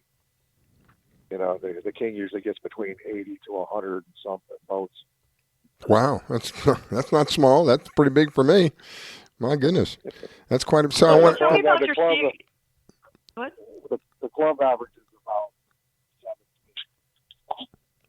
Lost you a little bit there. So let me ask you a question. With the series that you have, if someone wants to come in and fish one, that's great. You just get awards for that event. If someone fishes the full series, I'm thinking like NASCAR, there's a bigger prize at the end, a championship. Well, actually, it's a $80 entry, and first place last month won like $1,600, and then we paid out 9 spots, and there is prize money for the guys that fish the whole thing, like the points title, the big fish of the series, stuff like that. But you can win money as you go along. Oh, that's really exciting. That's a great way to get people involved in fishing, get their hands wet, learn a little bit about bass. Now, it's funny, I bass fished one time. Throughout the whole series, it's 100% payback.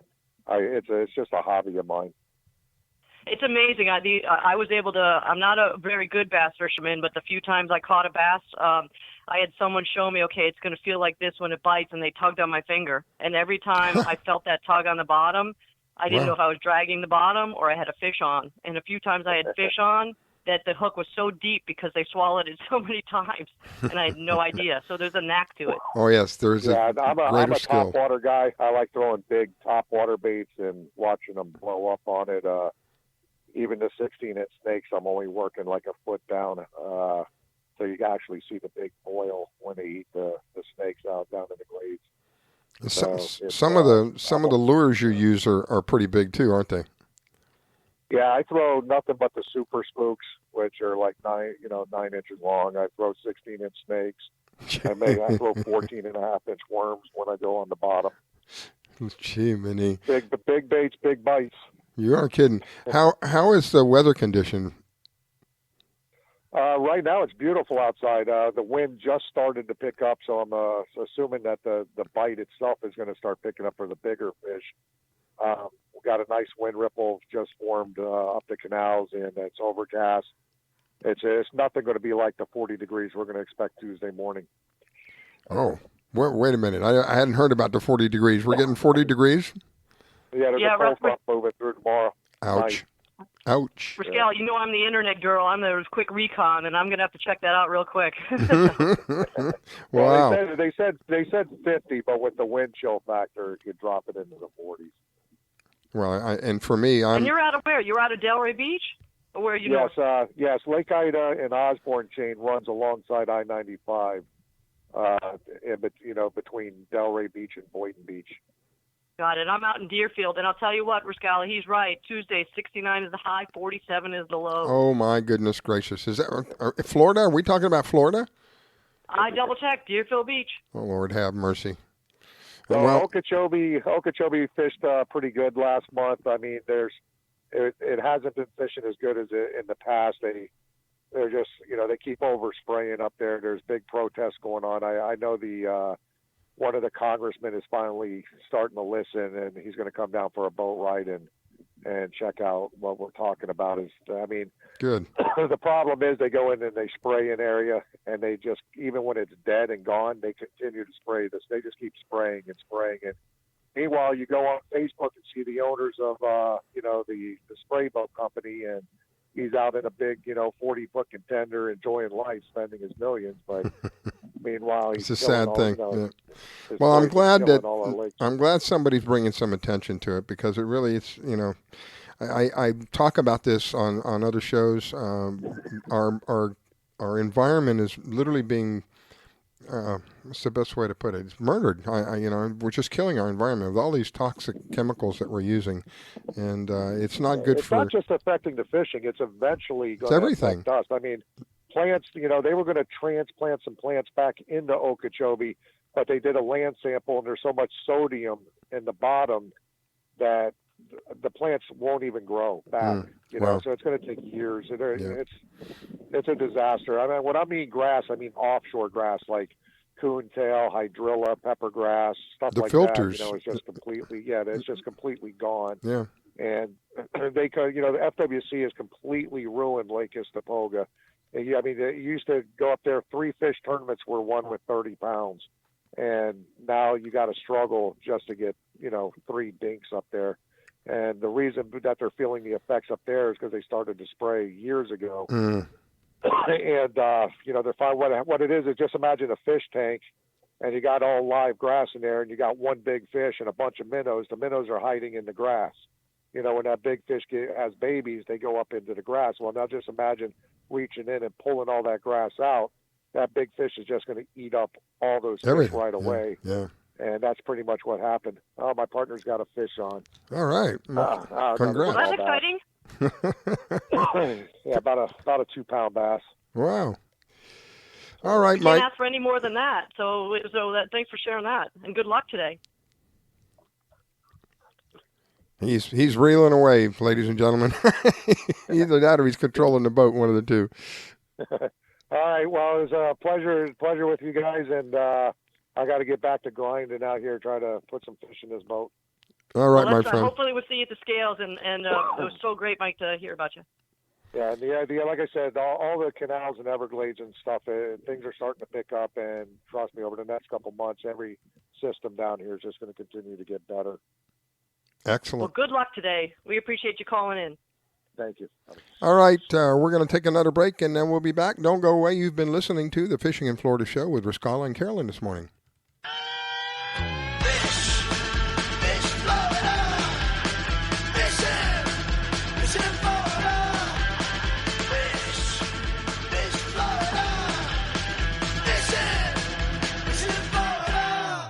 Want to give your pet the celebrity treatment? Have you heard of Holly Wolf Pet Grooming and Care in Royal Palm Beach? They're located just off State Road 7 and have been servicing the area for 14 years. Holly Wolf Pet Grooming and Care is the home of the Blueberry Facial, also specializing in tartar removal with 8 years of assisting in dental procedures. Holly Wolf Pet Grooming and Care? They're more than just about dogs. They are the only experienced cat groomer in the area. They also cater to all breeds and sizes and open 6 days a week. Holly Wolf Pet Grooming and Care, located just north of the Super Walmart in Royal Palm Beach. You can find them at 250 Business Parkway. They specialize in shampoos with no extra charge. Flea and tick dips also available. Holly Wolf Pet Grooming and Care. You can give them a call at 561-793-9992. They also provide gift certificates for those looking for that special present. Holly Wolf Pet Grooming and Care. 561-793-9992. They're located in Royal Palm Beach. That number, 561-793-9992. Call for your appointment today. 561-793-9992. Holly Wolf Pet Grooming and Care, where your pet gets celebrity treatment. Thinking of moving? Before you do anything else, call Diane Whittick. She provides a concierge service. Things like having your home or condo packed and shipped, even take care of your home repairs or upgrades. Diane has the expertise to get it done. As a seller, you will have constant contact. She will furnish you with bids on any services that might need completion: air conditioning, plumbing, handyman, and even cleaning. Living up north and have a home to sell here in South Florida? Just give her the keys, address, and a signature. Your payment will be wired when the property is sold. That's right, Diane does it all. Thinking of buying? Diane has great listening skills. Tell her what you want, give her your budget, and like a genie, she will make your real estate wish come true. There's no regrets when you choose Diane Whittick. To reach Diane, call 561-247-5478. That's 561-247-5478. Do you have an unusual pet? Did you know that the Rainforest Clinic in Loxahatchee specializes in exotic pets? They see pets that other vets don't. Parrots and chickens, ducks, geese, turtles, snakes, goats, pigs, lizards, and even monkeys. Are you a beekeeper? Dr. Clubb, the first of her kind in the area? Yes, she takes care of bees as well. Dr. Susan Clubb has decades of experience and known around the world for her reputation as a premier avian vet. Located at 3319 E Road in Loxahatchee, just a short distance north of Okeechobee Road, you will find a modern clinic with in-house labs, which allow you to get your test answers quickly. You can find them online at www.susanclubb.com. That's www.susanclubb.com. Or you can reach her at 561-795-4878. It's Dr. Susan Clubb. That's 561-795-4878. The Rainforest Clinic located in Loxahatchee. 561-795-4878. Do you need toner for your Epson, Hewlett-Packard, Canon, Brother, Apple, or Sharp printers? Look no further than Laser Technologies. In business for over 20 years, they offer the lowest prices on toner on the web. They can also repair your laser printers and toners fast and easy. Call their expert staff today at 561-792-9600 or email us at service@laser-technologies.com for all your toner needs. All toner is shipped nationwide. Why wait? Get the lowest prices on toner. Call or email us today. Being a dad is an adventure full of special moments. A cruise? Surprise! Unexpected moments. I got this. And even awkward moments. Okay, Dad, thank you. But every moment you spend with your kids, even the smallest moments, can make the biggest impact on your child's life. So take a moment to be a dad today. I grab my fishing pole and cast it in the water. I fish until dawn. Oh my, I caught a shark. I'm fishing and blowing on when the sun shines all day. It just caught me a grouper. So I'm fishing and blowing on. Oh yeah, fishing and blowing on. Good morning from the Sunshine State. Broadcasting from Palm Beach County, it's the Fishing in Florida Show. Sundays from 8 to 10 a.m. on the WCET FM network. And now, here's your host, Riscala. All right, we are back. It is the Fishing in Florida show. Good morning to you. If you're just joining us, you missed out on a bunch, but not to worry. We will have archives set up. You can find us on Facebook, Fishing in Florida. Go over there and give us a like. That helps us retain relevancy when people go looking for us.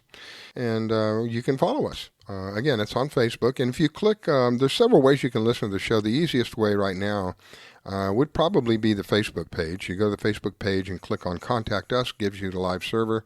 The next way would be on our home network site, which is www.wcetfm.com.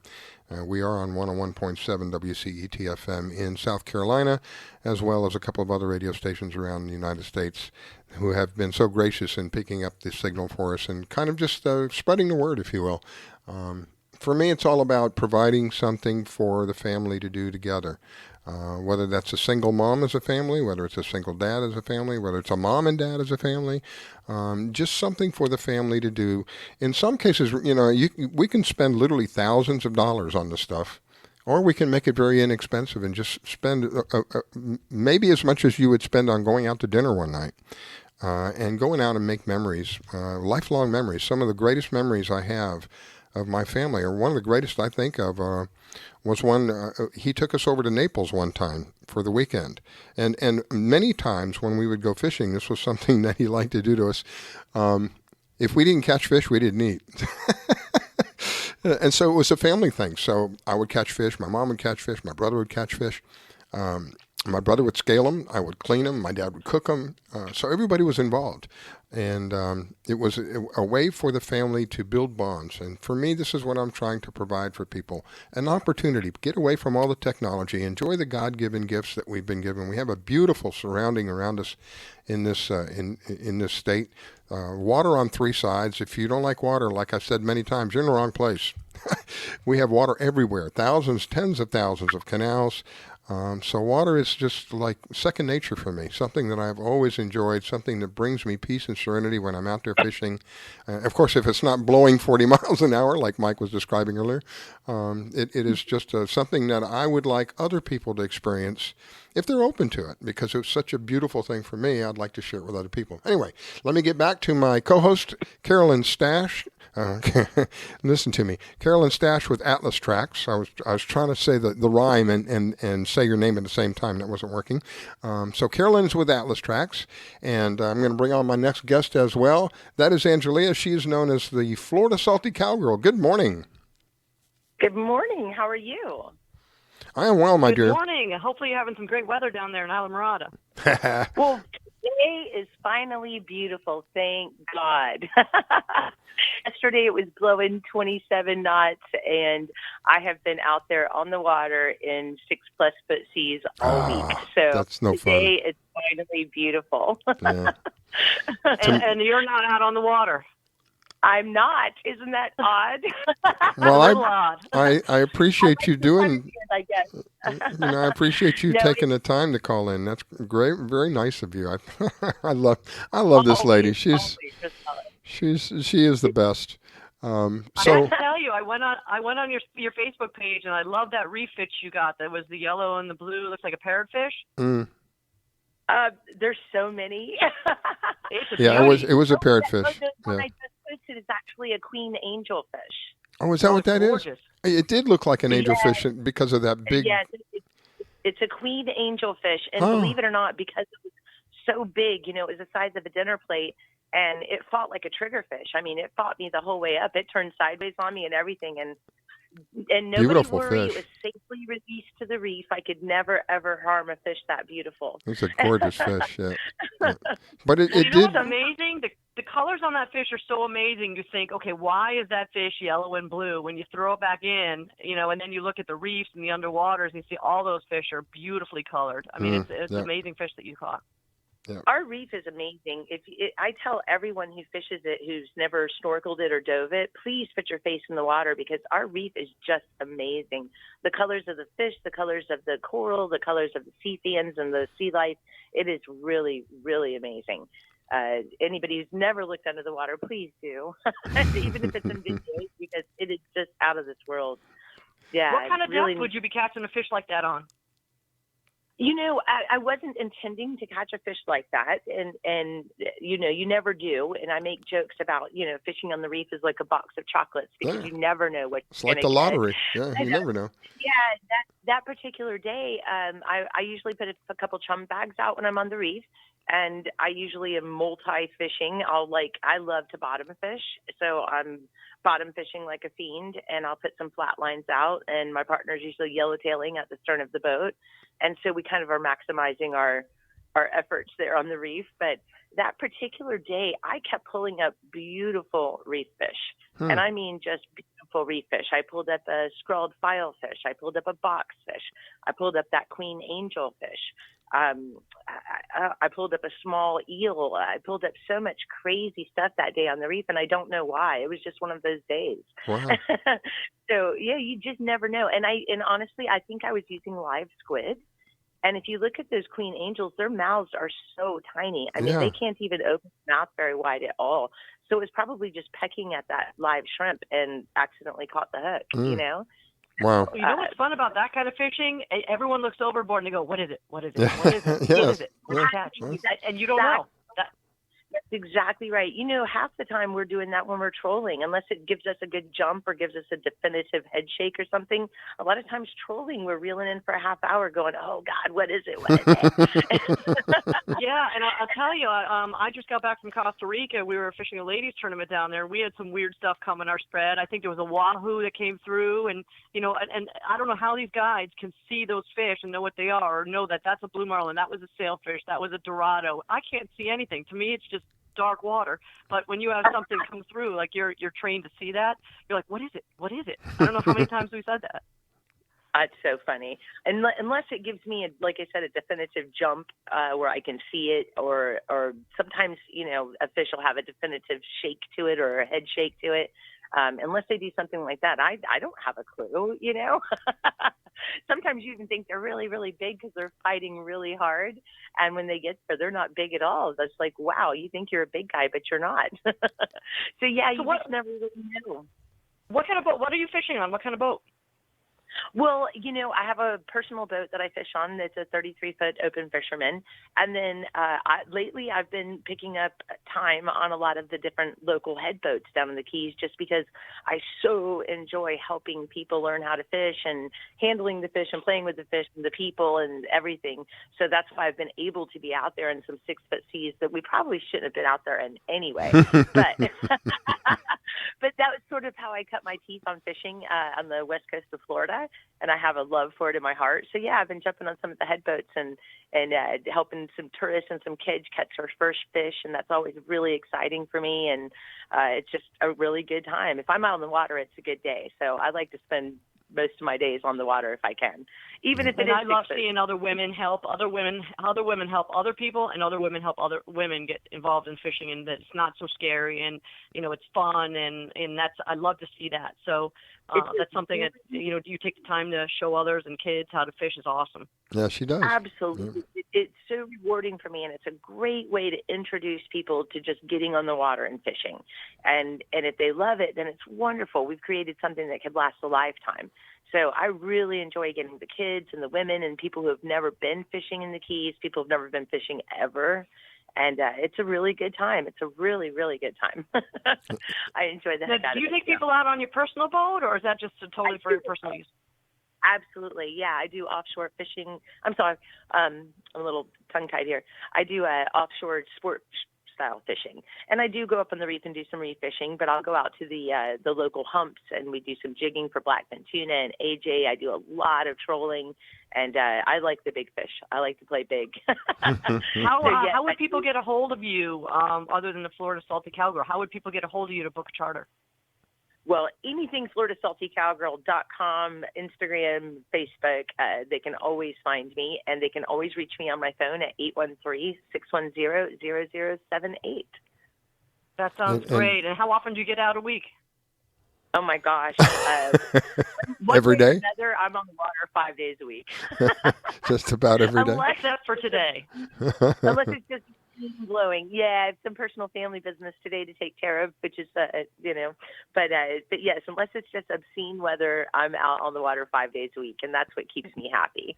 Where So, does your charter yeah. go out of? What marina? So folks know. I'm actually out of Isla Mirada, and I'll either leave out of Lower Matacumbe or Tavernier, whichever is more convenient for people. I'm pretty open. Yeah. And what's a typical get off the dock and return time if someone wanted a full day charter? I leave at sunrise, and I don't put time limits on my trip, and I know that sounds really, really weird, but the sun's setting early these days, and I joke with people, I just want to get in time to clean your fish in daylight because I do like my fingers.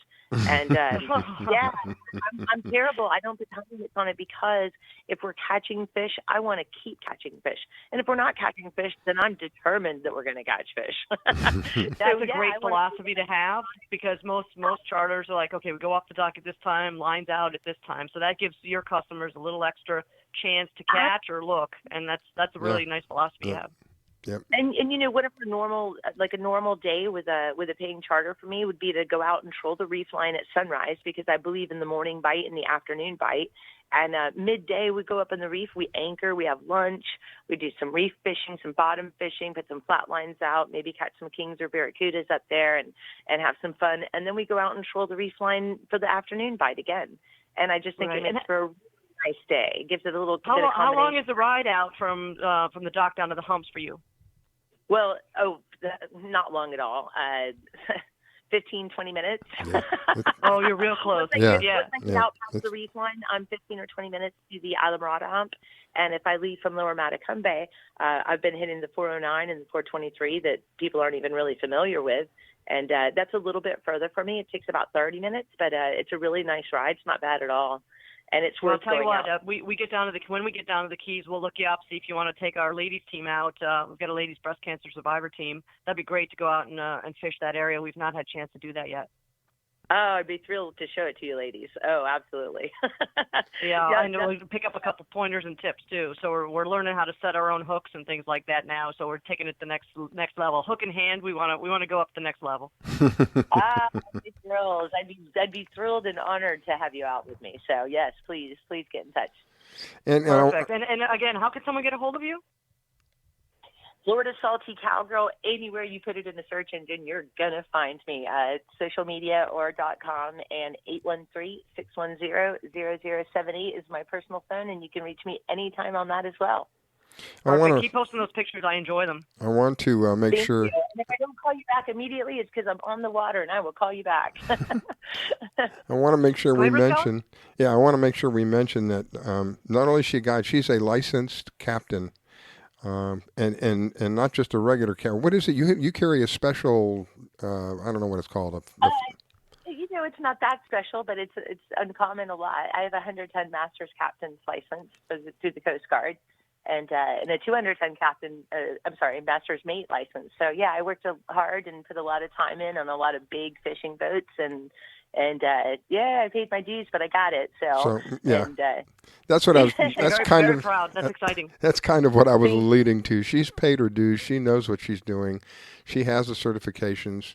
I keep thinking about this last summer. She had an opportunity to go to Alaska and spent some time up there. And some of the stuff that came back, the videos and the photographs were just absolutely something out of National Geographic. It's just not, the stuff that we see around here. So she's extremely experienced in a wide variety of areas. I think the least experiences are freshwater, right? But everything else you're good at. Absolutely. I'm the first to admit it. Yes, absolutely. I'm a salty girl. Yeah. So if you're going to be down in the Keys and you're looking for somebody who knows what's going on down in the Keys, you want to find the Florida Salty Cowgirl. She's going to help you out. She'll tell you what's happening. And I appreciate, she takes the time out every Sunday. Thank you, and I greatly appreciate it. Takes the time out on Sundays to call in, let us know what's going on down in the Keys, because she's literally down there in the Keys. And so it's firsthand knowledge of what's happening down there. Do you expect the winds to pick up before the end of the day down there? No, actually, we're looking at a pretty darn nice week ahead compared to what we've had on here. The whole week is looking really good, so I'm excited. Wow, because I'm hearing that we're going to have a windy day before the end of the day, and then we're going to have a couple of cold days coming up here. I have to get ready for that. Well, yes, it's not cold. We're lucky that all that water keeps us a little bit warmer and more temperate than you guys do at the, yeah, and the bottom of the state. So Yeah, But yes, it's definitely going to cool down a bit, but the winds are laying down, so that's really exciting for me because it's been a really tough 3 weeks out there. And, hopefully the fishing will cooperate and everything will be great this week. Wow. Well, we are. Good luck out there and catch them up. We are all out of time. I'm gonna say thank you and wish you an awesome day, Angelia. I'm gonna let Carolyn say goodbye to you, and then we're gonna sign off. Thank you, everybody. Have a wonderful day. Well, definitely the girls will look you up when we get down there. If there's a tournament down there somewhere that we could use your boat and get out there and fish against the boys, let me know. I'm happy to talk more. Sounds fantastic. Thanks, guys. My pleasure. So long, everyone. I wake